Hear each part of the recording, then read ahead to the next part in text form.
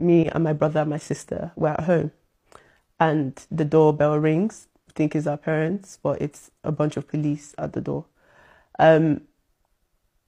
They tell me this is, what they arrested me for. My first reaction was shock. It was difficult, especially seeing, not even just for me, because if it was a situation where it was just me, I think it would have been easier to handle. But seeing my parents in that situation as well was a lot. What are your thoughts on your parents' conviction? It's sad. It's been really hard to really wrap my head around it. Do you understand the conviction and why they were found guilty? I understand the conviction. Personally, I disagree with it. However, that's from a very biased perspective as their daughter, and I would obviously always back my parents. However, the law has taken its course, and we just have to now move forward as a family. Apart from the case and the trial, I'm also having dialysis. What's the name of the condition that you have? Okay, it's called nephrotic syndrome, FSGS. Basically, my kidneys are like small and they have like loads of big holes in it. Either I stay on dialysis for the rest of my life or I get a transplant. These are my two options. Was it not possible to get a donor from within your family? I had the APOL1 gene. So to us, that kind of meant that, kind of excluded the family, especially on my dad's side, because they have quite a history of kidney conditions. In August of 2021, when obviously I found out that it was a possibility that I would need a transplant, that's when we kind of reached out to people. How involved were you in finding a donor, in particular this young man? I wasn't involved at all. It was mostly my family that handled everything to do with my medical side. Were you aware that your parents were trying to bring someone from Nigeria to the UK? I mean, I was aware that someone did come forward. It had just come over to the UK, I believe, with my uncle. My mom and I wanted to thank him for that, and the picture was basically for memories. It was mentioned in court that this man was portrayed as your cousin. Did you know that? Was the case?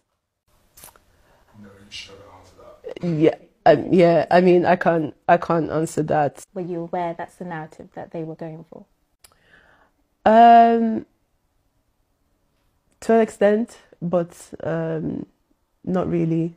I didn't really know anything leading up to it.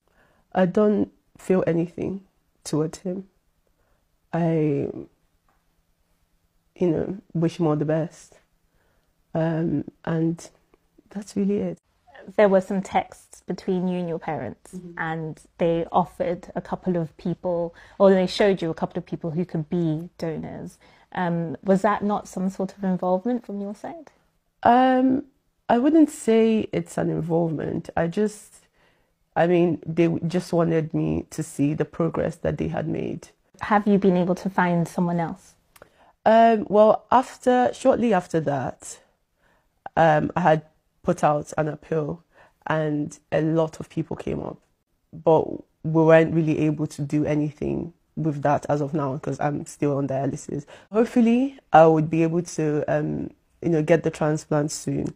But as you know, our family is still in the middle of a trial. I would like to also use this opportunity to apologize to them for the way everything has played out. You've been seeing them, visiting them in jail all this time. Where are their heads at? What are they kind of thinking about the whole situation? They're quite calm, surprisingly. Yeah.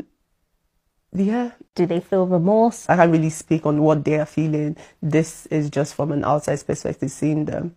They're okay. They're just neutral. What's sort of been your lesson from all this?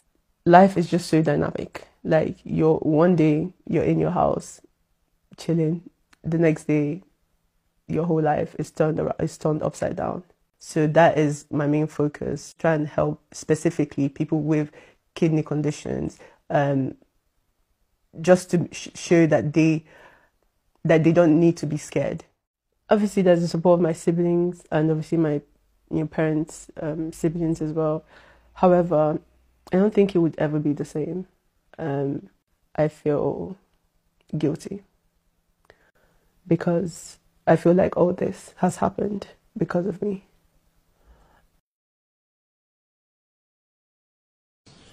The applicable starting points are custodial sentences of 10 years in the case of Obinna Obeta, 10 years and 6 months in the case of Ike Ekweremadu, and 6 years in the case of Beatrice Ekweremadu. Obinna Obeta, stand up, please.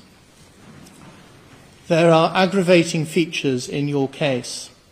You deliberately targeted a victim who was particularly vulnerable due to his young age, his isolation from his immediate family, and his poverty. After the conspiracy to exploit C was thwarted, you continued to try and find another person to be exploited in the same way. As against that, you have no previous convictions, and you are a person of good character.